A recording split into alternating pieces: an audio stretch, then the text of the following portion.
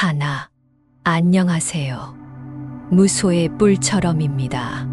오늘도 함께 조용히 마음을 비우며 걷는 길 위에 나란히 섭니다. 우리가 사는 하루하루는 선택의 연속입니다. 크고 작은 갈림길 앞에서 우린 스스로에게 묻습니다. 어느 쪽이 옳은 길일까? 그러나 때론 옳고 그름보다 더 중요한 것이 있습니다. 그 선택이 내 안에 무엇을 깨우는가? 그것이 바로 마음의 변화를 만드는 시작일지도 모릅니다. 오늘 전해드릴 이야기는 산길의 갈림길에서 아주 작은 선택 하나가 한 사람의 삶, 그리고 마음을 바꾼 이야기입니다. 늦은 봄날이었습니다. 자는 연두빛으로 옷을 갈아입고 나뭇가지마다 생명이 움트고 있었습니다. 산새들은 제각기 다른 울음소리로 계절을 알렸고, 바람은 이따금 수양버들 가지를 부드럽게 흔들고 있었습니다. 노스님과 제자 현호는 새벽 예불을 마친 뒤 마을로 내려가기 위해 산길에 올랐습니다. 그날은 유독 현호의 발걸음이 무거웠습니다. 말은 없었지만 마음속엔 수많은 물음표가 떠다니고 있었지요. 나는 무엇을 찾으러 이 길에 들어섰을까? 그것을 지금 정말 찾고 있는 걸까? 그의 수행은 어느덧 3년째에 접어들었지만 마음은 여전히 복잡했습니다. 외형만 수행자일 뿐 속은 세속의 그늘에서 완전히 벗어나지 못하고 있다는 자책이 현호의 마음을 조용히 흔들고 있었지요. 걷다 보니 익숙한 갈림길이 나타났습니다. 이 길을 지날 때면 늘 노스님이 앞서셨고 현호는 스승의 발만 따라가곤 했습니다. 그런데 그날 노스님은 걸음을 멈추고 말했습니다. 현호야, 오늘은 내가 앞서 보거라. 어느 쪽이든 내가 선택한 길을 따라가 보자꾸나. 현호는 순간 멈칫했습니다. 익숙했던 순서가 바뀌는 그 찰나 그의 마음엔 두려움과 책임감이 동시에 일었습니다. 잠시 머뭇거리다가 그는 넓고 평탄해 보이는 오른쪽 길로 발을 옮겼습니다. 부드럽게 이어진 그 길엔 햇살이 고루 퍼져 있었고 새소리도 어딘지 정겹게 들려왔습니다. 그 길은 한동안 무척 편안했습니다. 현호는 속으로 안도했지요. 역시 이 길이 맞았던 걸까? 하지만 그 평탄함은 오래가지 않았습니다. 점점 길은 좁아졌고 이내 낭떠러지가 나타났습니다. 더 이상 걸을 수 없는 지점. 그제야 현호는 멈춰서 스승을 돌아보았습니다. 스승님, 길이 없습니다. 노스님은 조용히 웃으며 고개를 끄덕였습니다. 그래, 그 또한 선택이지. 자, 돌아가자꾸나. 두 사람은 말없이 갈림길로 되돌아왔습니다. 그리고 이번엔 덤불과 돌무더기가 가득한 반대쪽 길로 향했습니다. 길은 험난했지만 이상하게도 현호의 마음은 조금 가벼워졌습니다.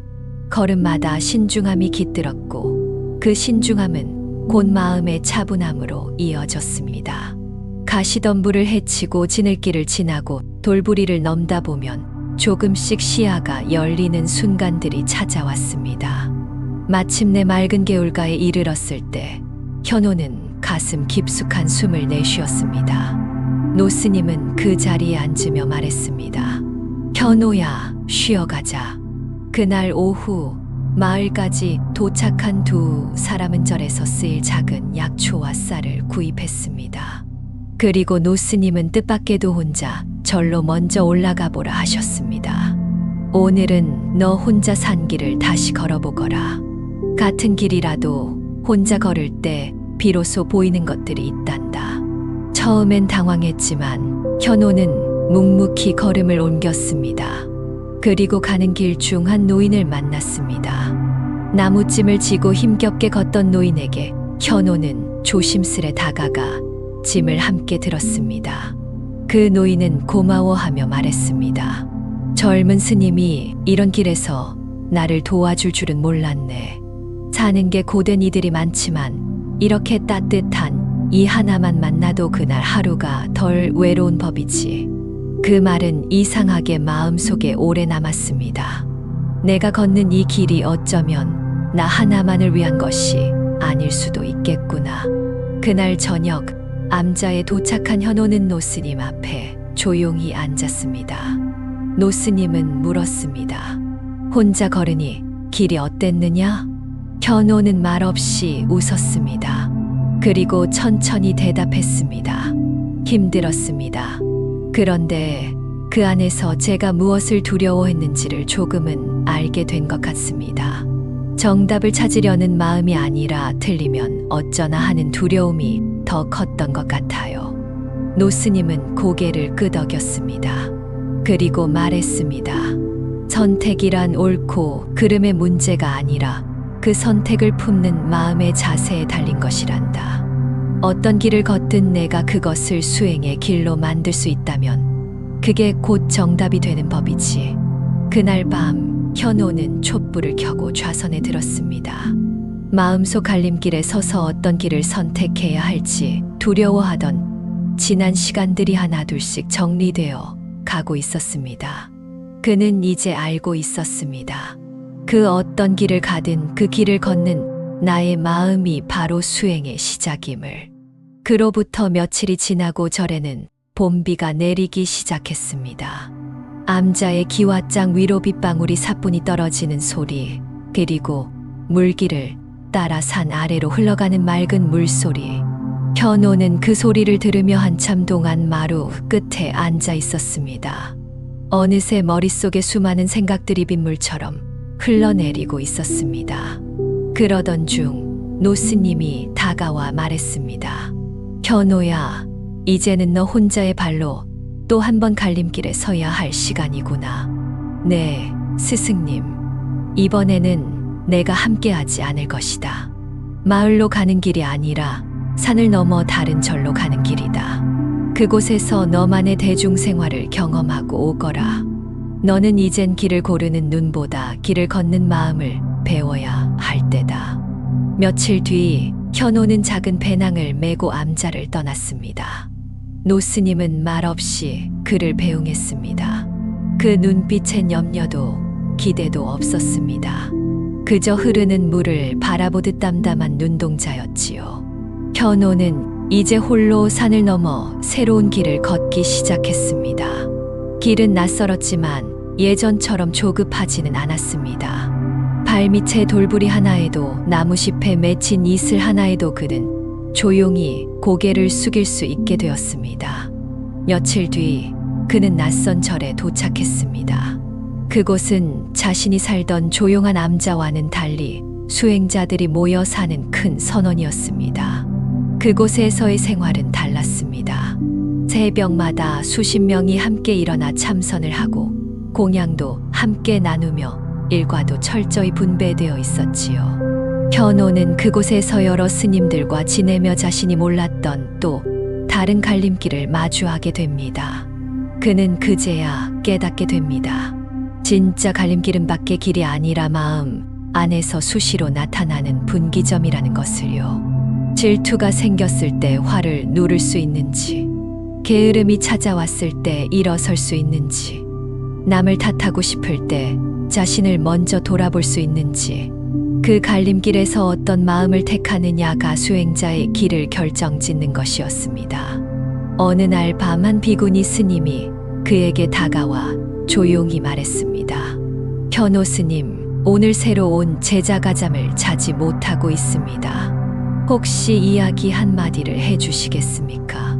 현호는 조용히 고개를 끄덕이고 어두운 방 안으로 들어갔습니다. 거기엔 16살쯤 되어 보이는 앳된 소년이 불안한 눈빛으로 앉아 있었습니다. 스님, 저는 여기 있을 자격이 없는 것 같습니다. 집을 떠난 것도 수행을 하겠다고 온 것도다 어쩌면 실수였는지도 몰라요. 현호는 한참을 말없이 바라보다 조용히 말했습니다. 나도 그랬단다. 이 길을 걸은 지 3년이 되었을 때도 나는 여전히 갈림길 앞에서 내가 맞는 길을 걷고 있는지 묻곤 했지. 그때 스승님이 말씀하셨단다. 길은 그 자체로 완전하지 않다. 그 길을 수행으로 만드는 건 걸어가는 자의 마음이다. 넌 지금 두려운 것이 아니라 깊이 생각하고 있는 거란다. 소녀는 눈시울을 붉히며 고개를 끄덕였습니다. 그날 밤 현호는 처음으로 자신이 누군가에게 작은 이정표가 되어 주었다는 것을 느꼈습니다. 며칠 후 현호는 작은 쪽지를 한 장 손에 쥐게 됩니다. 이제 너는 자신의 길을 스스로 고를 수 있을 것이다. 다시 돌아오너라. 스승. 그 쪽지를 들고 현호는 다시 길을 나섰습니다. 이번에는 예전처럼 갈림길 앞에서 멈추지 않았습니다. 그는 천천히 주변을 살피고 한쪽 길로 자연스럽게 발을 옮겼습니다. 그 길은 가파르고 중간에 비도 쏟아졌으며 몇 번이나 돌에 미끄러졌습니다. 하지만 그는 웃고 있었습니다. 길이란 이런 것이구나. 그는 길을 가는 것이 아니라 길을 함께 살아내고 있었습니다. 해가 저물 무렵 그는 드디어 암자에 도착했습니다. 노스님은 이미 마루 끝에 앉아차 한 잔을 끓이고 계셨습니다. 왔느냐? 예, 스승님. 이제는 어느 길을 걸어도 그 안에서 배우는 사람이 되었습니다. 노스님은 고개를 끄덕이며 말했습니다. 좋다. 이제 너는 길이 끝나는 곳에서도 스스로 다시 길을 낼 수 있는 자가 되었구나. 현호는 말없이 스승 곁에 앉았습니다. 바람이 살짝 스쳐 지나갔고 차의 향기가 조용히 피어올랐습니다. 그날 밤 현호는 아무 말도 없이 촛불 앞에 앉아 긴 호흡을 이어갔습니다. 그의 눈빛은 갈림길을 두려워하던 예전과 달랐습니다. 그 안엔 어떤 길을 만나든 마음으로 길을 피워낼 줄 아는 진짜 수행자의 빛이 있었습니다. 우리는 살아가며 수많은 갈림길 앞에 서게 됩니다. 그 중엔 겉으로는 쉬워 보이지만 속은 공허한 길도 있고 거칠고 힘겨워 보여도 뜻밖의 연꽃이 피어있는 길도 있지요. 중요한 건 그 길이 어떤가가 아니라 그 길을 걷는 나의 마음입니다. 지금 당신 앞에 놓인 길이 조금 험난하더라도 그 안에서 무엇을 발견하느냐가 곧 당신의 깨달음이 됩니다. 무소의 뿔처럼 묵묵히 자신의 길을 걷는 당신을 오늘도 응원합니다. 고맙습니다. 둘. 안녕하세요. 무소의 뿔처럼입니다. 오늘도 고요한 마음의 숲길을 함께 걸어봅니다. 살다 보면 우리는 뜻하지 않게 활하는 불꽃을 마음에 지피게 됩니다. 어떤 말, 어떤 행동, 어떤 상황이 우리 안에 불쏘시개가 되어 분노의 불길을 타오르게 하지요. 하지만 그 불은 상대가 아닌 늘 나 자신을 먼저 태운다는 걸 우리는 너무 늦게 깨닫곤 합니다. 오늘 전해드릴 이야기는 화에 휩싸였던 한 제자가 침묵 속에서 그 불을 다스리는 법을 배운 이야기입니다. 노스님과 젊은 제자 지명이 함께 살고 있었습니다. 지명은 부지런하고 총명했지만 마음속엔 쉽게 타오르는 불이 하나 있었습니다. 작은 말에도 쉽게 상처받고 사소한 일에도 마음이 흔들렸지요. 어느 날 산 아래 마을에서 저를 위한 기와가 도착했습니다. 마을 사람 몇이 기와를 지고 산길을 오르며 도와주었습니다. 그 중 한 사람이 지명에게 말했습니다. 스님이라면 좀 더 상냥해야 하는 거 아닙니까? 이렇게 말도 없이 무뚝뚝하면 누가 저를 찾겠소? 순간 지명의 얼굴이 굳었습니다. 그 말은 그에게 모욕처럼 들렸고 가슴속 어딘가가 뜨겁게 달아올랐습니다. 그는 아무 말 없이 등을 돌렸고 내려간 마을 사람의 뒷모습을 차갑게 바라보았습니다. 노스님은 그 모습을 말없이 지켜보고 있었습니다. 그날 밤 지명은 평소처럼 좌선을 했지만 마음이 가라앉지 않았습니다. 내가 뭘 잘못했단 말인가? 그가 왜 나를 그런 식으로 말했지? 내가 수행자라는 이유로 다 참아야 한단 말인가? 마음속에선 그 사람과의 말다툼을 수십 번 되풀이하고 있었습니다. 그 생각은 점점 분노로 번졌고 그 불길은 수행의 고요함마저 태워버리려 했습니다. 그때 노스님이 조용히 지명의 곁으로 와 촛불 하나를 지명 앞에 놓았습니다. 이 촛불을 보아라. 불은 따뜻함도 주지만 너무 가까이 두면 타오르지. 노스님은 더 이상 말을 하지 않았고 그날 밤은 그렇게 지나갔습니다. 며칠 후 노스님은 지명을 데리고 산 너머 작은 연못가로 향했습니다. 지명아, 이 연못에 돌 하나를 던져보거라. 지명이 돌을 던지자 연못엔 파문이 일었습니다. 이 파문은 잠시 후 잦아든다.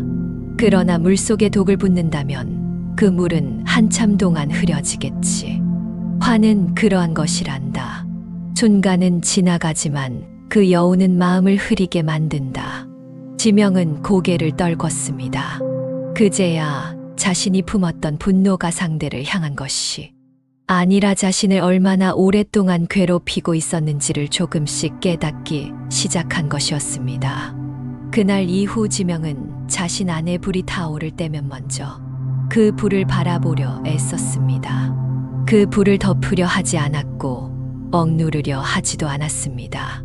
그저 바라보고 그 불이 스스로 사그라들도록 기다렸습니다. 하지만 그것은 쉬운 일이 아니었습니다. 산속 생활은 조용했지만 마음속 불씨는 자주 되살아났습니다. 노스님은 그런 지명을 위해 어느 날 작은 공양간 옆에 조그만 화덕을 마련해 주셨습니다. 이제부터 너는 매일 이 화덕에 불을 피워보거라. 나무를 고르고 불을 붙이고 태우는 일을 마음 공부 삼아 해보도록 하여라. 그날부터 지명은 매일 새벽마다 화덕 앞에 앉았습니다. 불은 늘 같지 않았습니다. 어떤 날은 금방 타오르고 어떤 날은 젖은 장작으로 애를 먹기도 했습니다. 그리고 그는 알게 되었습니다. 불은 억지로 피우면 연기만 자욱하고 잘 다루면 따뜻한 온기를 전해준다는 것을. 몇 달이 흘러 지명은 예전보다 훨씬 조용해졌습니다. 예전 같으면 벌컥 화를 냈을 일에도 그는 천천히 숨을 고르고 차분히 말할 수 있게 되었습니다. 어느 날 다시 마을 사람이 암자를 찾아왔습니다. 이전과는 달리 그는 조심스럽게 말을 건넸습니다. 그날 제가 너무 거칠게 말했던 것 같아는 마음에 걸렸습니다. 그런데 스님은 그날 이후에도 한 번도 날 나무라지 않으셨더군요. 지명은 미소 지으며 말했습니다. 저도 그날 마음속에서 얼마나 많은 불을 지폈는지 모릅니다. 하지만 그 불이 저를 얼마나 괴롭게 만드는지도 그 후에야 알게 되었지요. 그 둘은 마루 끝에 나란히 앉아 잠시 말없이 산을 바라보았습니다. 그 순간 햇살 한 줄기가 조용히 마당을 비추고 있었습니다. 그날 이후 지명은 다시 예전처럼 수행에 집중하기 시작했습니다. 하지만 마음속 어딘가엔 여전히 남아있는 작은 불씨 하나가 자리를 지키고 있었습니다. 노스님은 그 마음을 꿰뚫어 보듯 지명에게 조금 다른 일을 맡겼습니다. 그것은 바로 부엌일이었습니다. 지명은 처음엔 당황했습니다. 스님, 저는 참선을 더 깊이 하고 싶습니다. 그런데 부엌에서 장작을 패고 채소를 씻고 밥을 짓는 일이 수행이 될 수 있을까요? 노스님은 조용히 대답했습니다. 불은 부엌에서도 타오른단다. 그 불을 다스릴 수 있는 자가 마음을 다스리는 자이지. 며칠 뒤 절에 낯선 손님이 찾아왔습니다. 근처 산길을 지나다가 들렀다는 이방인이었지요. 그는 다소 거만한 태도로 절 안을 둘러보며 지명에게 이런저런 말을 건넸습니다. 이 절은 왜 이렇게 작습니까? 당신은 스님인데 손에 물을 묻히고 있군요. 정말로 깨달음을 얻은 사람이라면 이런 일을 하진 않겠지요. 그 말 한마디 한마디가 지명의 가슴속을 찔렀습니다. 예전 같았으면 얼굴이 붉어지고 뭔가 날카로운 말로 되받아쳤을 것입니다. 하지만 지명은 조용히 부드러운 손길로 남은 채소를 다듬으며 말했습니다. 당신의 말 속에도 당신의 삶이 담겨 있을 겁니다. 지금은 그 삶의 피곤함이 말을 통해 흘러나온 듯합니다. 그 이방인은 말없이 지명을 바라보더니 조용히 입을 다물었습니다. 그리고 얼마 후 떠나며 한마디만 남겼습니다. 이 절 생각보다 깊네요. 그날 밤 지명은 노스님과 함께 차를 마시고 있었습니다. 노스님은 물었습니다. 오늘 어떤 마음이 일었느냐? 지명은 조용히 고개를 숙였습니다. 화는 일어났습니다. 하지만 그 불꽃이 스스로 사그라드는 걸 지켜볼 수 있었습니다. 노스님은 웃으며 말했습니다. 이제 내 마음의 화덕도 제법 따뜻한 불을 피울 수 있게 되었구나.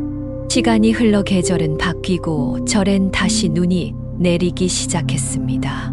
하얀 눈은 암자 지붕과 숲길, 그리고 마당을 고요하게 덮어주고 있었습니다. 그날 새벽 지명은 눈을 치우기 위해 마당에 나섰습니다. 그는 예전과 달리 발걸음마다 조용한 기도가 실려 있었습니다. 그런데 갑자기 산 아래 마을에서 뛰어온 동자가 다급한 얼굴로 달려왔습니다. 스님, 마을에 큰 불이 났습니다. 아이 하나가 아직 그 안에 있습니다. 지명은 말없이 삿갓을 눌러 쓰고 눈길을 헤치며 산을 내려갔습니다. 그 불길 속에서 지명은 아이를 찾아내었고 자신의 옷으로 아이를 덮고 무사히 밖으로 데려올 수 있었습니다. 불길을 빠져나와 마을 사람들은 감탄했습니다. 저 스님 예전엔 무서운 눈빛이었는데 지금은 마치 그 불을 이겨낸 사람 같군. 며칠 후 노스님과 지명은 다시 연못가를 찾았습니다. 겨울의 연못은 얼어 있었고 햇살은 눈 위로 부드럽게 퍼지고 있었습니다. 노스님은 말없이 주머니에서 작은 종이 한 장을 꺼내 지명에게 건넸습니다. 그 종이엔 지명이 3년 전 처음 수행에 들어왔을 때 적어두었던 자신의 서원이 적혀 있었습니다. 나는 내 안의 불을 이기고 남에게 따뜻함을 나누는 스님이 되고 싶다. 지명은 그 종이를 천천히 읽고 고개를 들었습니다. 이제 알겠습니다. 화는 억누르는 것이 아니라 바라보고 다스리는 것이었음을. 노스님은 빙긋 웃었습니다. 그게 바로 내가 수행자라는 증거란다. 지명은 연못가에서 한참을 가만히 앉아 있었습니다. 흐르지 않는 물 위로 쌓인 눈, 그 위를 가볍게 스치는 햇살, 그리고 아주 약하게 일어나는 바람. 모든 것이 고요했고 그 고요함 속에서 지명은 자신도 모르게 두 손을 모았습니다. 그는 천천히 중얼이듯 말했습니다. 나는 더 이상 불을 두려워하지 않겠습니다. 불은 다만 내가 다루어야 할 마음의 한 모습일 뿐이니. 노스님은 고개를 끄덕이며 조용히 일어났습니다. 이제 너는 화가 올라올 때마다 그것을 지켜보는 눈을 가졌구나. 며칠 후 노스님은 지명을 불렀습니다. 지명아, 이제는 내가 다른 이들의 불을 가만히 바라봐 줄 때가 되었구나. 지명은 놀란 눈으로 노스님을 바라보았습니다. 저 혼자서 말입니까? 그래. 이제 너는 누군가의 말 한마디에 불을 지피기보다 그 불이 일어난 자리에서 등불이 되어줄 수 있지 않느냐. 지명은 아무 말 없이 고개를 숙였습니다. 그 말이 곧 자신의 새로운 여정이 시작됨을 알리는 것임을 이미 알고 있었던 것이지요. 그날 밤 노스님은 조용히 자신의 방을 정리하며 작은 책 한 권을 지명에게 건넸습니다. 이건 내가 수행 중에 적어둔 불경 구절과 묵상 중 얻은 단상들이다. 이제는 내가 그 일부를 채워보거라. 지명은 그 책을 가슴에 안고 말했습니다. 스승님, 저는 아직 많이 부족합니다. 노스님은 따뜻하게 웃었습니다. 부족하다고 느낄 수 있다는 것, 그것이 이미 수행의 증거란다. 다음 날 새벽 지명은 조용히 암자를 떠났습니다. 삿갓을 눌러쓰고 오등에는 작고 낡은 배낭 하나, 그 안엔 작은 화덕 모양의 차도구와 노스님이 건넨 책 한 권이 담겨 있었습니다. 그는 이제 새로운 마을로, 누군가의 화가 자주 피어오르는 곳으로 자신의 발걸음을 옮기기로 했습니다. 그곳에서 자신이 할 수 있는 일은 그저 말없이 함께 있어주는 것, 그리고 따뜻한 차 한 잔을 내어주는 것. 그것이면 충분하다고 그는 믿었습니다. 우리는 누구나 마음속에 불을 하나쯤 안고 살아갑니다. 그 불이 너무 가까이 오면 우리는 스스로를 태우고 주변도 함께 태우지요. 하지만 그 불을 지켜보는 법을 배우면 그 불은 어느새 누군가를 따뜻하게 데우는 등불이 됩니다. 오늘도 마음속 어딘가에 불이 일고 있다면 잠시 멈춰 그 불을 바라보세요. 억누르지 말고 지켜보세요. 그 불이 지나간 자리에 당신만의 등불이 하나 조용히 피어날 것입니다. 무소의 뿔처럼 누구도 해치지 않고 조용히 자신의 불을 다스리는 당신의 길을 오늘도 함께 걷겠습니다. 고맙습니다. 셋. 안녕하세요. 무소의 뿔처럼입니다. 오늘도 고요히 마음을 비우는 한 걸음을 함께 내딛어 봅니다. 우리는 하루에도 수많은 것들을 마음에 담습니다.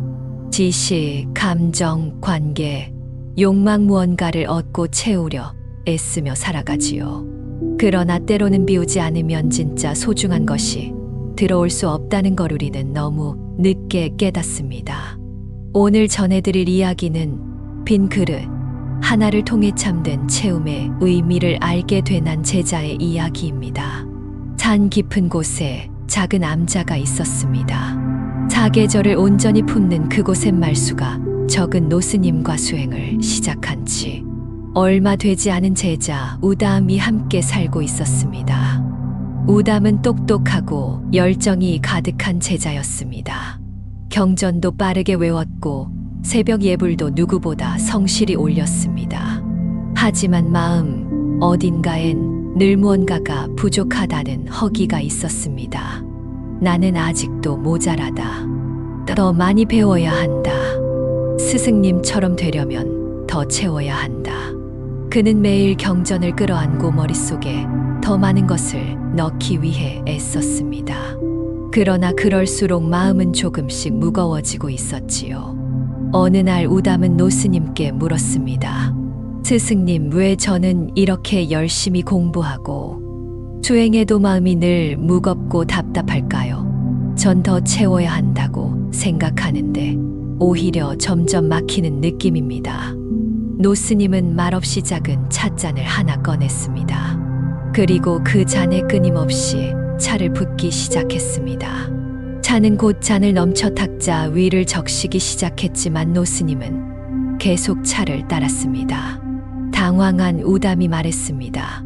스승님, 그만 따르셔야 합니다. 잔이 이미 가득 찼습니다. 그제야 노스님이 잔을 내려놓고 말했습니다. 너의 마음이 지금 이 잔과 같단다. 비우지 않으면 그 어떤 지혜도 담을 수 없지.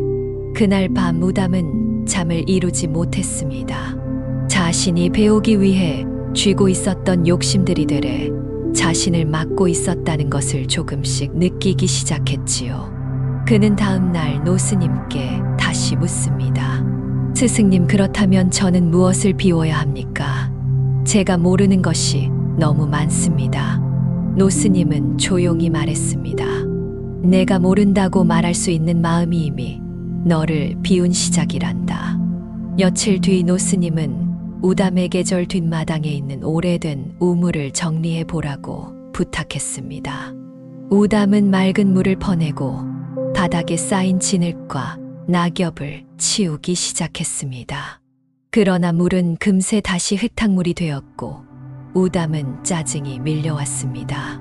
그 모습을 본 노스님은 말했습니다. 물을 퍼내기보다 바닥을 조용히 기다리는 것이 더 중요할 때도 있단다. 비움은 지우는 것이 아니라 가라앉히는 것이기도 하지. 그날 이후 우담은 새벽마다 우물가의 안자물 아래를 가만히 바라보았습니다. 처음엔 흐렸던 물이 시간이 흐를수록 천천히 맑아졌습니다. 그는 가만히 앉아 비움이란 억지로 없애는 것이 아니라 기다리는 것임을 배우기 시작했습니다.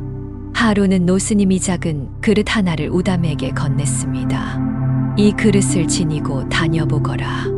무엇을 담고 싶을 때마다 이 그릇을 바라보아라. 우담은 고개를 끄덕이며 그 그릇을 품에 안았습니다.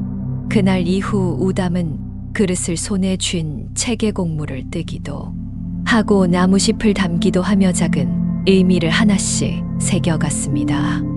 하지만 어느 날 그는 마을에서 절로 돌아오는 길에 그 그릇을 실수로 떨어뜨려 산 길에 깨뜨리고 말았습니다. 조각난 그릇 앞에서 우담은 한참 동안 말을 잇지 못했습니다. 이것마저 일탄이 난 아무것도 제대로 못 지키는가. 그 순간 노스님의 말이 떠올랐습니다. 비움은 잃는 것이 아니라 있는 것을 놓아주는 연습이란다. 그는 천천히 그릇의 조각을 모아 조용히 주머니에 담았습니다. 며칠 후 노스님은 우담에게 말했습니다. 너는 이제 그릇을 깨뜨려도 마음을 깨뜨리진 않는구나. 우담은 말없이 웃었습니다. 그리고 자신도 모르게 채우고 싶다는 욕심이 조용히 사라졌다는 걸 느꼈습니다. 계절은 바뀌고 암자의 봄이 찾아왔습니다. 노스님은 우담에게 마지막으로 물었습니다. 우담아, 지금 내 마음속은 어떤가? 우담은 하늘을 바라보며 대답했습니다. 그릇은 비었지만 마음은 참 따뜻합니다. 노스님은 고개를 끄덕였습니다. 그것이면 충분하단다. 그날 이후 우담은 예전처럼 경전에 매달리지 않았습니다.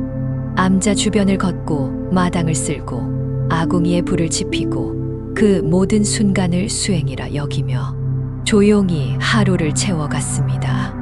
예전에 그는 하루를 채우려 애썼다면 지금의 그는 하루를 그저 지나가게 두고 있었습니다. 마음은 고요했고 무언가를 이루지 않아도 괜찮다는 편안함이 그의 숨결 속에 서서히 스며들었습니다. 어느 날 산 너머 마을에서 한 아이가 암자를 찾아왔습니다. 몸이 앙상하고 눈빛이 풀려있는 그 아이는 부모를 잃고 떠돌다 배가 고파 저를 찾았다고 말했습니다. 우담은 아이를 조용히 마루에 앉히고 따뜻한 죽을 끓였습니다. 그리고 아이 앞에 자신이 평소 쓰던 나무 그릇을 조심스럽게 내놓았습니다. 그 그릇은 비어있는 듯 했지만 그 안엔 따뜻함과 자비가 담겨 있었습니다. 아이의 두 손이 그 그릇을 꼭 끌어안는 순간 우담의 마음엔 잔잔한 파문 하나가 번져갔습니다. 이것이구나. 비워낸 그릇이 누군가의 허기를 채우는 그 순간 비움은 누군가를 위한 준비였구나. 그날 밤 노스님은 조용히 우담에게 물었습니다. 오늘은 어떤 배움이 있었느냐? 우담은 한참을 침묵하다가 말했습니다. 스승님, 저는 이제야 비움이 무엇인지 조금은 알 것 같습니다.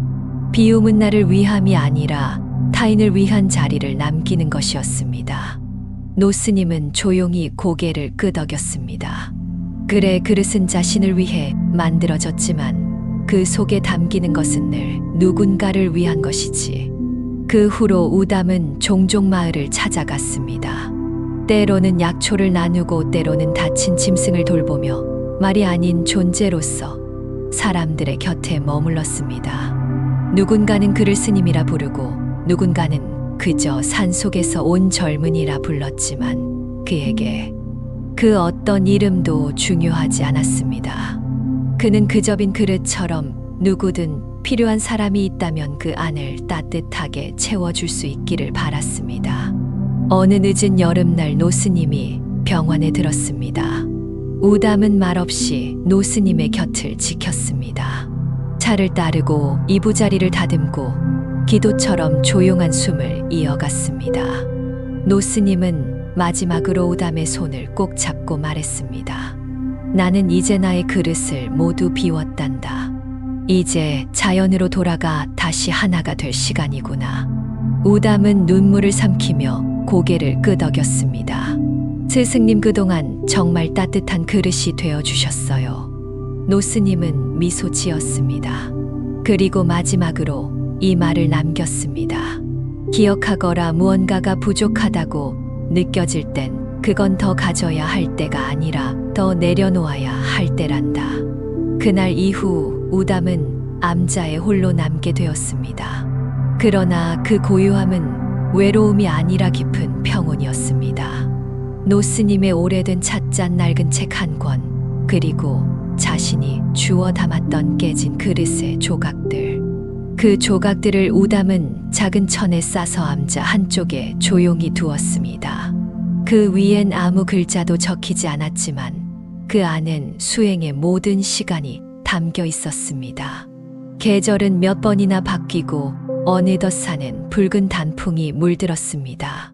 우담은 이제 누군가를 가르치거나 무언가를 알려주려 하지 않았습니다. 그저 차를 따르고 한 걸음 한 걸음을 마음 다해 걷는 삶. 어느 날 한 젊은 수행자가 암자를 찾았습니다. 이곳에 스승님이 계시다고 들었습니다. 우담은 말없이 웃으며 작은 찻잔을 내밀었습니다. 이제 스승이란 이름은 없습니다. 다만 비워진 자리가 있을 뿐이니 원한다면 함께 앉아 차를 나눌 수는 있겠지요. 빈 그릇은 아무것도 담기지 않은 것이 아닙니다. 그 안에는 언제든 무엇이든 담길 수 있는 가능성과 여백이 있습니다.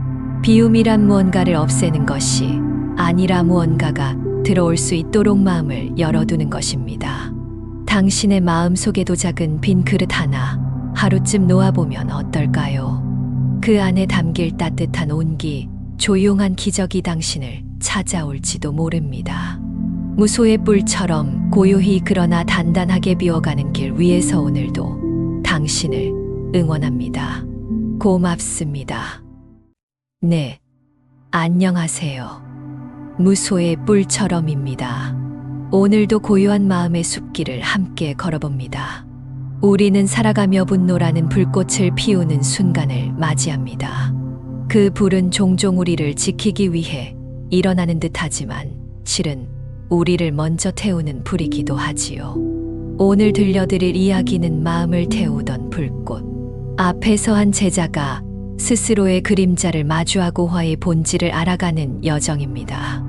깊은 산자락 안쪽의 하늘과 숲이 맞닿은 작은 암자가 있었습니다. 그곳에는 노스님과 3명의 젊은 제자가 함께 살고 있었지요.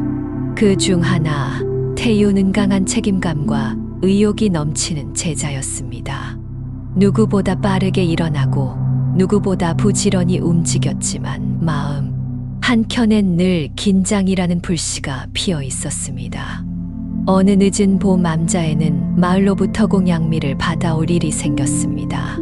제 제자 중 태윤이 직접 내려가기로 했고 다른 제자 성호는 이를 도와 함께 동행했습니다. 마을에서는 어르신들이 따뜻하게 맞아주었고 두 사람은 쌀을 담은 자루를 짊어지고 산길을 올라오고 있었습니다. 그러던 중 성호가 그만 발을 헛디뎌 쌀자루 하나를 절벽 아래로 떨어뜨리고 말았습니다.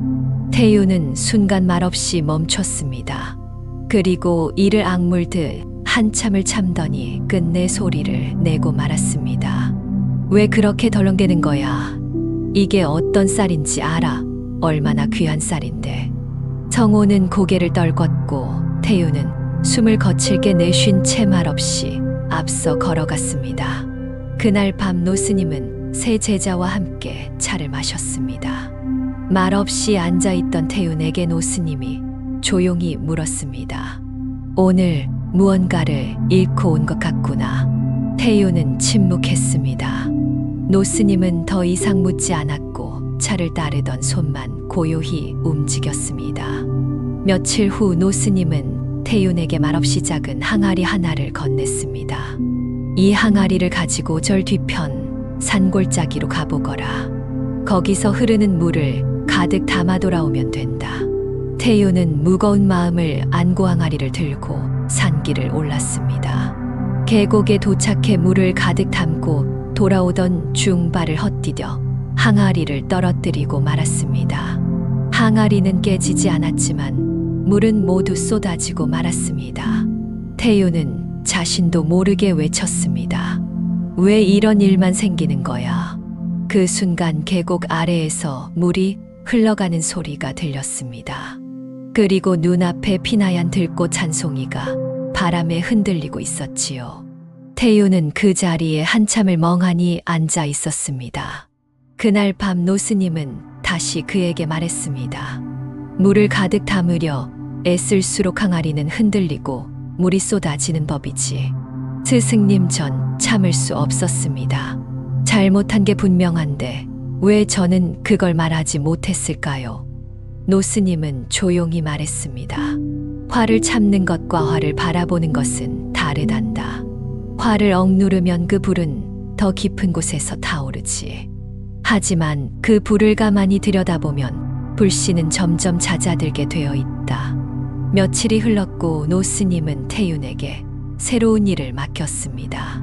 바로 절의 아궁이 불지피기였습니다.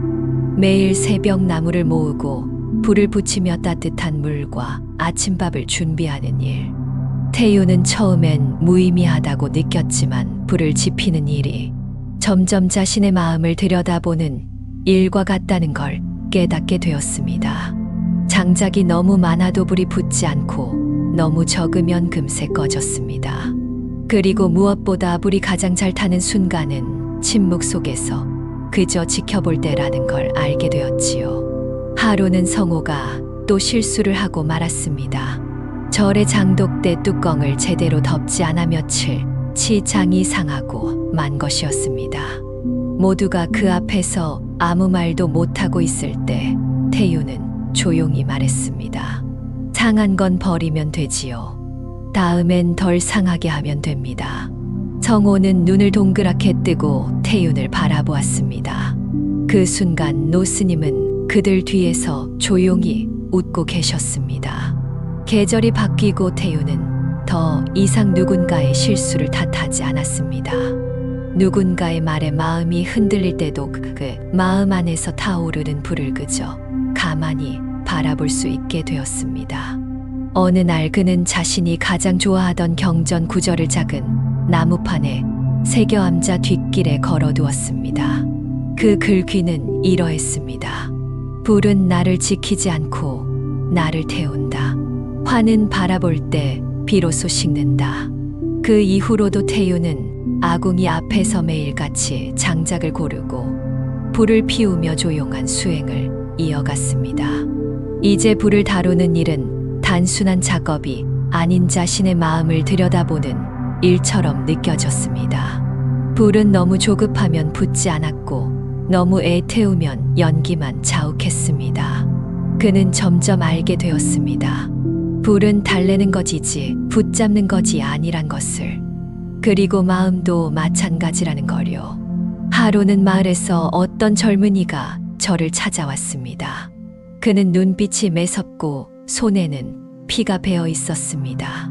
싸움이 있었고 감정을 주체하지 못한 채 그대로 산을 오른 것입니다. 태유는 그를 조용히 마루에 앉히고 물을 떠다 주었습니다. 젊은이는 말없이 물을 받아 마시고는 이렇게 말했습니다. 왜 저는 늘 이렇게 후회하게 되는 걸까요? 화를 낸 뒤에야 왜 항상 그게 잘못이었는지 알게 되는 걸까요? 태유는 한참을 침묵하더니 자신의 지난 시절을 조용히 들려주었습니다.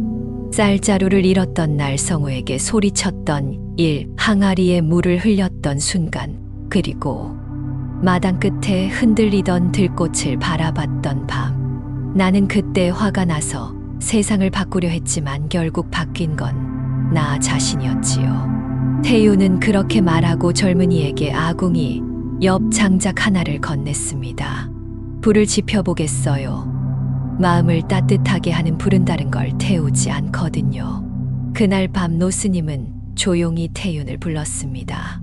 이제는 내가 다른 이의 불까지도 따뜻하게 바라볼 수 있게 되었구나. 태윤은 그제야 깨달았습니다. 화란 없애야 할 대상이 아니라 함께 지켜봐 줄 누군가가 필요한 불이라는 것을. 며칠 후 절에 크고 작은 일들이 이어졌습니다. 갑작스러운 폭우로 물이 넘쳤고 부엌의 지붕이 무너져 음식이 상하기도 했습니다. 과거의 태윤이었다면 혼자 모든 것을 감당하려 애썼겠지만 이제는 달랐습니다. 그는 동료 제자들에게 부탁했고 함께 움직이며 웃었습니다. 무엇보다도 어떤 일이 생기든 더 이상 자신을 탓하지 않았습니다. 그는 알고 있었습니다. 모든 불이 다 태워버리진 않는다는 것을. 어떤 불은 오히려 따뜻한 저녁 한 끼를 만들어주는 힘이 된다는 것을요. 가을이 찾아왔습니다. 숲은 붉게 물들고 마당엔 낙엽이 하나둘씩 내려앉았습니다. 그날 노스님은 태윤을 암자 뒤편 오래된 장독대 근처로 데려갔습니다. 그리고 말했습니다.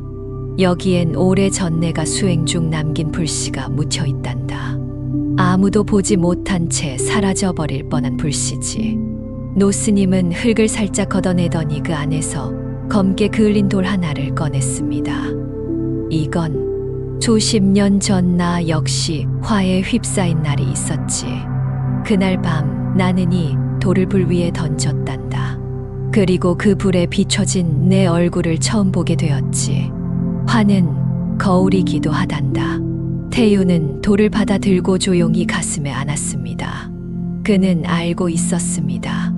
이제 자신도 누군가에게 그 거울이 될 수 있으리라는 것을요. 겨울이 찾아왔습니다. 하얀 눈이 소복이 쌓이고 절엔 고요한 시간이 흐르고 있었습니다. 그날 새벽 태유는 불을 지피며 한 아이가 마당에서 울고 있는 것을 보았습니다. 그는 말없이 아이 곁에 앉아 작은 종이 한 장을 꺼내 접어 주었습니다. 그리고 그 종이 위에 한 문장을 써 주었습니다. 마음의 불은 바라보는 순간 따뜻해진다. 분노는 때로 우리를 움직이게 하고 지켜야 할 것을 일깨워 주기도 합니다. 하지만 그 불을 다스리지 않으면 가장 먼저 태우는 것은 늘 나 자신입니다. 화를 참으려 하지 마세요. 억누르지도 마세요. 그저 바라보세요. 그리고 묻는 거예요. 이 불은 나를 위해 타오르고 있는가 아니면 나를 집어삼키고 있는가? 화가 찾아왔을 때 당신 곁엔 조용히 지켜봐 줄 누군가가 있기를 바랍니다. 무소의 뿔처럼 조용히 불을 안고 그러나 타오르지 않고 살아가는 당신을 오늘도 응원합니다. 고맙습니다. 5. 안녕하세요. 무소의 뿔처럼입니다. 오늘도 함께 조용히 마음을 비우며 걷는 길 위에 나란히 섭니다. 우리가 사는 하루하루는 선택의 연속입니다. 크고 작은 갈림길 앞에서 우린 스스로에게 묻습니다. 어느 쪽이 옳은 길일까? 그러나 때론 옳고 그름보다 더 중요한 것이 있습니다. 그 선택이 내 안에 무엇을 깨우는가? 그것이 바로 마음의 변화를 만드는 시작일지도 모릅니다. 오늘 전해드릴 이야기는 산길의 갈림길에서 아주 작은 선택 하나가 한 사람의 삶, 그리고 마음을 바꾼 이야기입니다. 늦은 봄날이었습니다. 자는 연두빛으로 옷을 갈아입고 나뭇가지마다 생명이 움트고 있었습니다.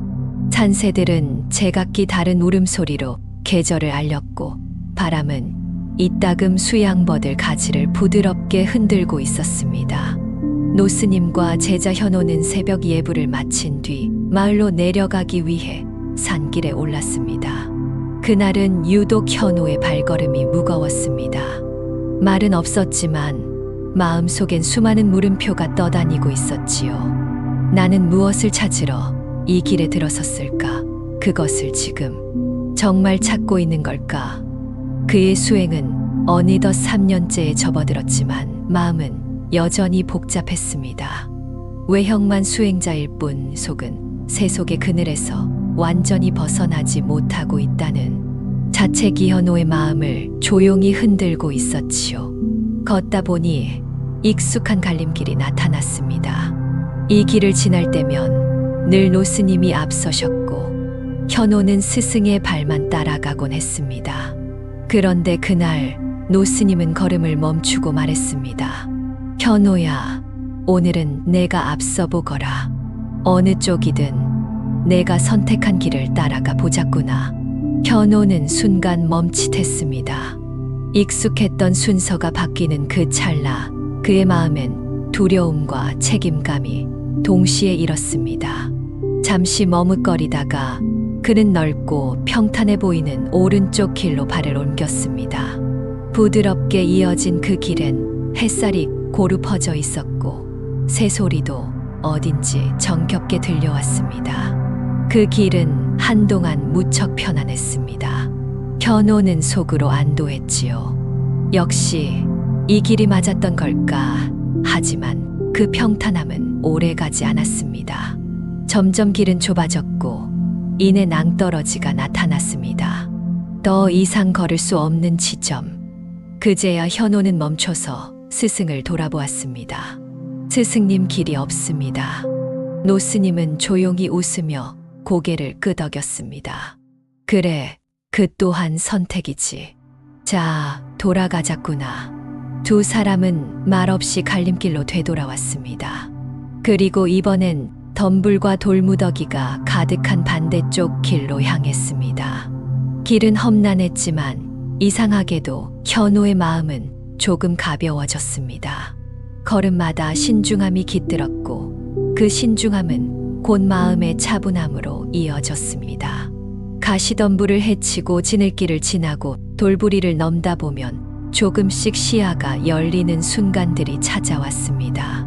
마침내 맑은 개울가에 이르렀을 때 현호는 가슴 깊숙한 숨을 내쉬었습니다. 노스님은 그 자리에 앉으며 말했습니다. 현호야, 쉬어가자. 그날 오후 마을까지 도착한 두 사람은 절에서 쓰일 작은 약초와 쌀을 구입했습니다. 그리고 노스님은 뜻밖에도 혼자 절로 먼저 올라가 보라 하셨습니다. 오늘은 너 혼자 산 길을 다시 걸어보거라. 같은 길이라도 혼자 걸을 때 비로소 보이는 것들이 있단다. 처음엔 당황했지만 현호는 묵묵히 걸음을 옮겼습니다. 그리고 가는 길 중 한 노인을 만났습니다. 나무찜을 지고 힘겹게 걷던 노인에게 현호는 조심스레 다가가 짐을 함께 들었습니다. 그 노인은 고마워하며 말했습니다. 젊은 스님이 이런 길에서 나를 도와줄 줄은 몰랐네. 사는 게 고된 이들이 많지만 이렇게 따뜻한 이 하나만 만나도 그날 하루가 덜 외로운 법이지. 그 말은 이상하게 마음속에 오래 남았습니다. 내가 걷는 이 길이 어쩌면 나 하나만을 위한 것이 아닐 수도 있겠구나. 그날 저녁 암자에 도착한 현호는 노스님 앞에 조용히 앉았습니다. 노스님은 물었습니다. 혼자 걸으니 길이 어땠느냐? 현호는 말없이 웃었습니다. 그리고 천천히 대답했습니다. 힘들었습니다. 그런데 그 안에서 제가 무엇을 두려워했는지를 조금은 알게 된 것 같습니다. 정답을 찾으려는 마음이 아니라 틀리면 어쩌나 하는 두려움이 더 컸던 것 같아요. 노스님은 고개를 끄덕였습니다. 그리고 말했습니다. 선택이란 옳고 그름의 문제가 아니라 그 선택을 품는 마음의 자세에 달린 것이란다. 어떤 길을 걷든 내가 그것을 수행의 길로 만들 수 있다면 그게 곧 정답이 되는 법이지. 그날 밤 현호는 촛불을 켜고 좌선에 들었습니다. 마음속 갈림길에 서서 어떤 길을 선택해야 할지 두려워하던 지난 시간들이 하나둘씩 정리되어 가고 있었습니다. 그는 이제 알고 있었습니다. 그 어떤 길을 가든 그 길을 걷는 나의 마음이 바로 수행의 시작임을. 그로부터 며칠이 지나고 절에는 봄비가 내리기 시작했습니다. 암자의 기와장 위로 빗방울이 사뿐히 떨어지는 소리, 그리고 물길을 따라 산 아래로 흘러가는 맑은 물소리. 현호는 그 소리를 들으며 한참 동안 마루 끝에 앉아 있었습니다. 어느새 머릿속에 수많은 생각들이 빗물처럼 흘러내리고 있었습니다. 그러던 중 노스님이 다가와 말했습니다. 현호야, 이제는 너 혼자의 발로 또 한 번 갈림길에 서야 할 시간이구나. 네, 스승님. 이번에는 내가 함께하지 않을 것이다. 마을로 가는 길이 아니라 산을 넘어 다른 절로 가는 길이다. 그곳에서 너만의 대중생활을 경험하고 오거라. 너는 이젠 길을 고르는 눈보다 길을 걷는 마음을 배워야 할 때다. 며칠 뒤 현호는 작은 배낭을 메고 암자를 떠났습니다. 노스님은 말없이 그를 배웅했습니다. 그 눈빛엔 염려도 기대도 없었습니다. 그저 흐르는 물을 바라보듯 담담한 눈동자였지요. 현호는 이제 홀로 산을 넘어 새로운 길을 걷기 시작했습니다. 길은 낯설었지만 예전처럼 조급하지는 않았습니다. 발밑에 돌부리 하나에도 나무잎에 맺힌 이슬 하나에도 그는 조용히 고개를 숙일 수 있게 되었습니다. 며칠 뒤 그는 낯선 절에 도착했습니다. 그곳은 자신이 살던 조용한 암자와는 달리 수행자들이 모여 사는 큰 선원이었습니다. 그곳에서의 생활은 달랐습니다. 새벽마다 수십 명이 함께 일어나 참선을 하고 공양도 함께 나누며 일과도 철저히 분배되어 있었지요. 현호는 그곳에서 여러 스님들과 지내며 자신이 몰랐던 또 다른 갈림길을 마주하게 됩니다. 그는 그제야 깨닫게 됩니다. 진짜 갈림길은 밖의 길이 아니라 마음 안에서 수시로 나타나는 분기점이라는 것을요. 질투가 생겼을 때 화를 누를 수 있는지, 게으름이 찾아왔을 때 일어설 수 있는지, 남을 탓하고 싶을 때 자신을 먼저 돌아볼 수 있는지, 그 갈림길에서 어떤 마음을 택하느냐가 수행자의 길을 결정짓는 것이었습니다. 어느 날 밤 한 비구니 스님이 그에게 다가와 조용히 말했습니다. 현호 스님, 오늘 새로 온 제자가 잠을 자지 못하고 있습니다. 혹시 이야기 한마디를 해주시겠습니까? 현호는 조용히 고개를 끄덕이고 어두운 방 안으로 들어갔습니다. 거기엔 16살쯤 되어 보이는 앳된 소년이 불안한 눈빛으로 앉아 있었습니다. 스님, 저는 여기 있을 자격이 없는 것 같습니다. 집을 떠난 것도 수행을 하겠다고 온 것도 다 어쩌면 실수였는지도 몰라요. 현호는 한참을 말없이 바라보다 조용히 말했습니다. 나도 그랬단다. 이 길을 걸은 지 3년이 되었을 때도 나는 여전히 갈림길 앞에서 내가 맞는 길을 걷고 있는지 묻곤 했지. 그때 스승님이 말씀하셨단다. 길은 그 자체로 완전하지 않다. 그 길을 수행으로 만드는 건 걸어가는 자의 마음이다. 넌 지금 두려운 것이 아니라 깊이 생각하고 있는 거란다.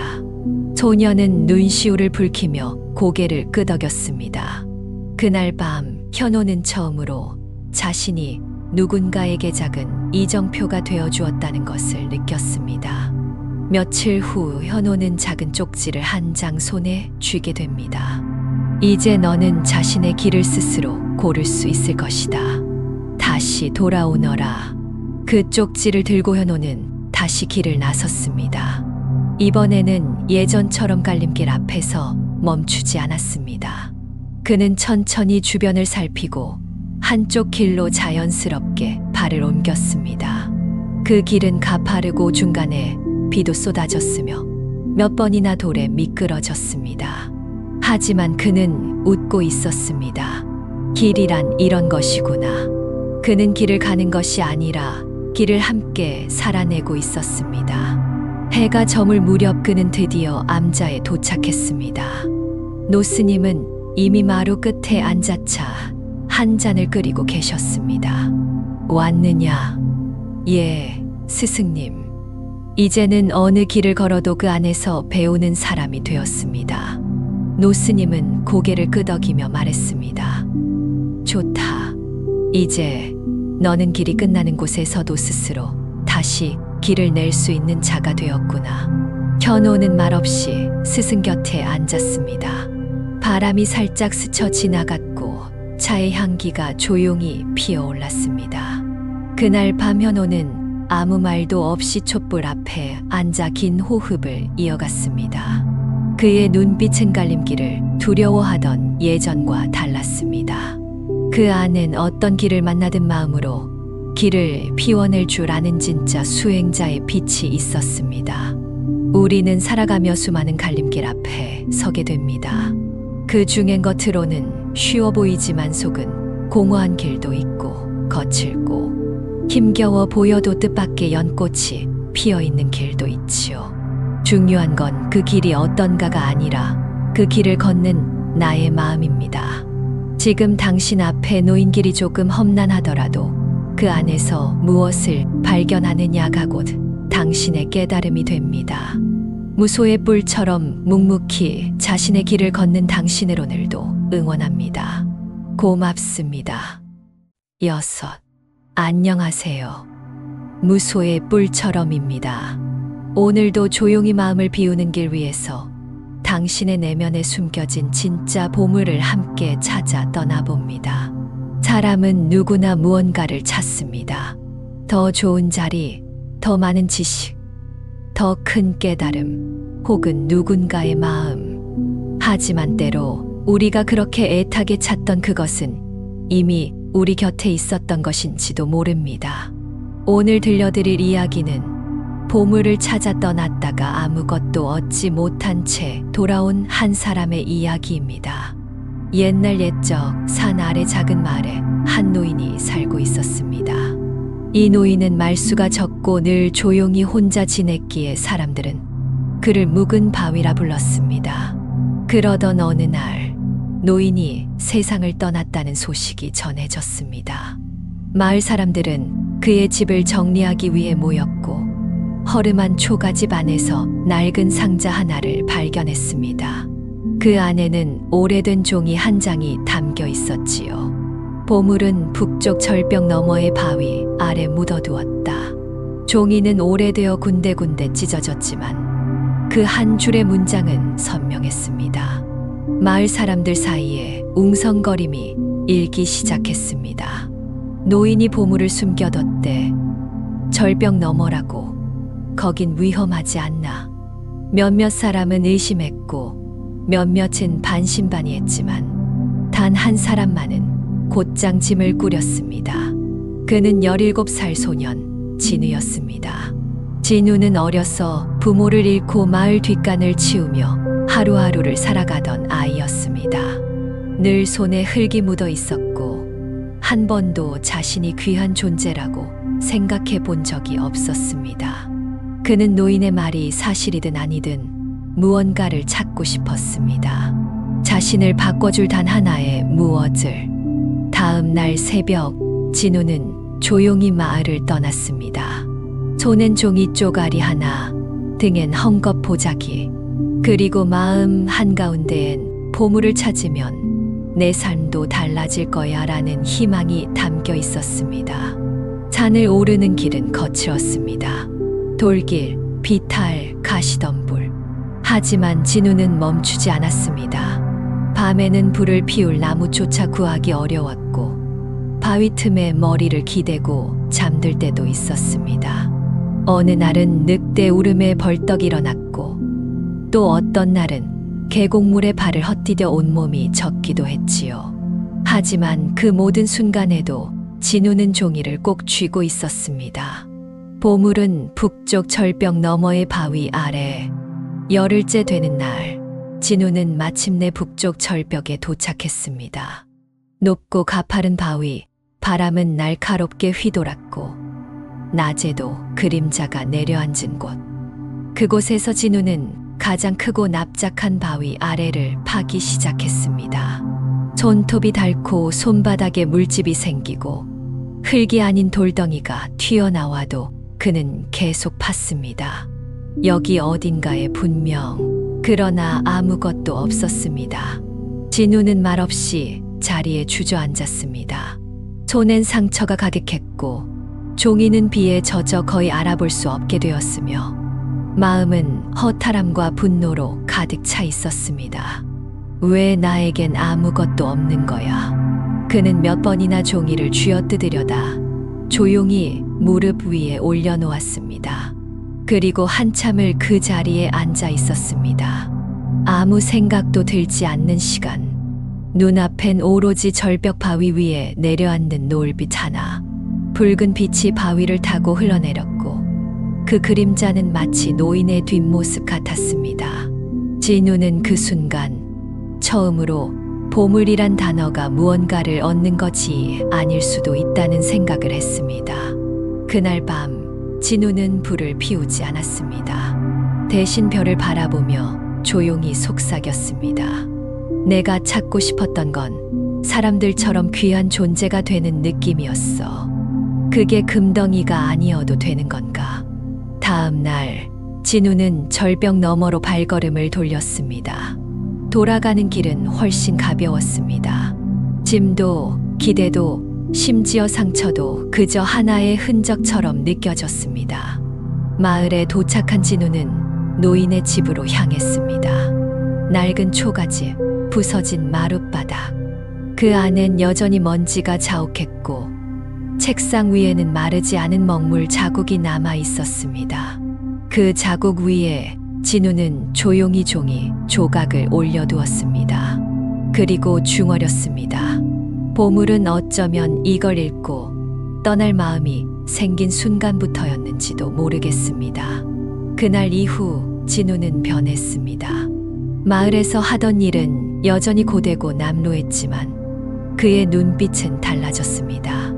예전에는 고개를 숙이고 지나다니던 그가 이제는 사람들과 눈을 맞추고 인사하며 걷기 시작했습니다. 한 아이가 진우에게 물었습니다. 형, 절벽 너머에 뭐가 있었어? 진우는 조용히 웃었습니다.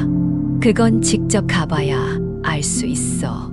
아이에게 손바닥만 한 돌멩이를 건네주며 덧붙였습니다. 이건 내가 그곳에서 가져온 유일한 보물이야. 아이의 눈이 동그랗게 커졌습니다. 그냥 돌인데? 진우는 고개를 끄덕이며 말했습니다. 응, 그냥 돌이야.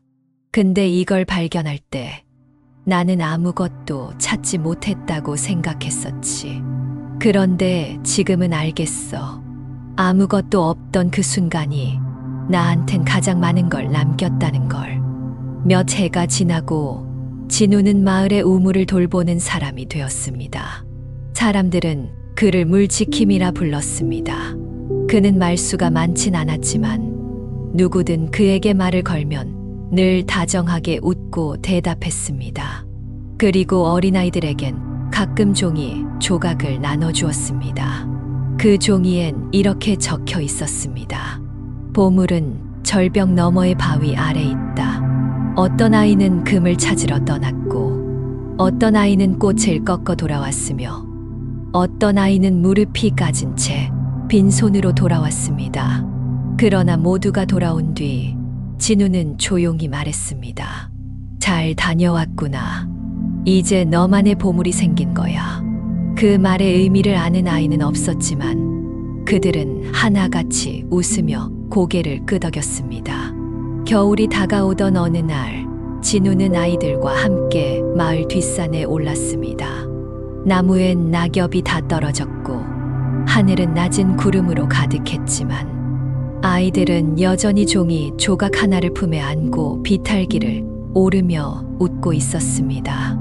그 중 한 아이가 말했습니다. 진우 형, 근데 보물이 진짜 없을 수도 있지 않아? 진우는 조용히 고개를 끄덕였습니다. 그래, 없을 수도 있어. 하지만 그걸 알기 위해선 가봐야 해. 발을 디뎌봐야 알 수 있어. 아이들은 잠시 진지한 얼굴로 절벽을 바라보다가 다시 깔깔거리며 뛰기 시작했습니다. 그들의 발자국은 얇게 내린 눈 위에 새겨졌고 그 자국은 마치 보물지도의 선처럼 이어졌습니다. 진우는 그 모습을 조용히 지켜보았습니다. 바로 그 순간 그는 노인의 말이 왜 단 한 줄뿐이었는지를 이해했습니다. 시간은 흘러 진우는 나이가 들었고 마을의 물지킴이에서 이제는 이야기지기로 불렸습니다. 그는 아이들이 종이 한 장을 들고 떠날 때마다 조용히 한마디를 건넸습니다. 보물은 너 자신이 가장 궁금해하는 곳에 있다. 어느 날 낯선 젊은이가 마을에 도착했습니다. 그는 진우에게 말했습니다. 제가 어릴 적 이 마을을 지나친 적이 있습니다. 그때 당신께 받은 종이 한 장을 따라 몇 날 며칠을 떠돌았지요. 진우는 그를 바라보다 미소 지었습니다. 그래서 찾았나? 젊은이는 고개를 끄덕였습니다. 아무것도 없었습니다. 대신 그때의 발자국을 따라 지금까지 걷고 있습니다. 그게 저를 살아있게 하더군요. 진우는 조용히 고개를 끄덕였습니다. 그 해 겨울, 진우는 조용히 세상을 떠났습니다. 그의 방엔 유품으로 남긴 건 아무것도 없었지만 우물 옆 작은 상자 하나 안엔 수많은 아이들이 남긴 보물들이 담겨 있었습니다. 작은 돌멩이, 마른 나무십, 빛바랜 종이, 그리고 한 아이가 쓴 편지. 진우 형, 저도 다녀왔어요. 보물은 없었지만 저 자신을 찾았어요. 우리가 찾는 보물은 눈으로 확인되는 것이 아닐 수도 있습니다. 그것은 누군가를 향한 마음, 스스로를 믿고 떠나는 용기, 그리고 돌아와 웃을 수 있는 따뜻함입니다. 누군가는 질문 하나를 품고 떠나고 누군가는 답을 알지 못한 채 돌아옵니다. 하지만 그 여정 속에 이미 당신만의 보물이 담겨 있습니다.